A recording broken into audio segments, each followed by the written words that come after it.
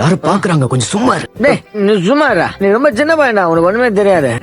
Mummy district ஆயிடுச்சா, நாய் கண்ணு, நரி கண்ணு, பள்ளி கண்ணு, வெள்ளி கண்ணு, எல்லா கண்ணும் வெடிக்கும். பவி நீ போய் தட்டை எடுத்துட்டு வாமா. கண்மணி உள்ள வாமா. நான் ஒரு விஷயம் இங்க தெளிவா சொல்லிக்கிறேன். நான் இங்க வந்தத பத்தி யாரும் எந்த கற்பனையும் பண்ணிக்க வேண்டாம். இப்ப நான் உங்க மருமகளாவும் இவரோட பொண்டாட்டியாவும் இங்க வரல. இவரை விட்டுட்டு போகதான் நான் இங்க வந்தேன். குடிச்சிட்டு நிதானம் இல்லாம ரோட்ல பிரச்சனை பண்ணிட்டு இருந்தாரு. அங்க எல்லாரும் கூட்டமா சேர்ந்து இவரை அடிக்க பார்த்தாங்க.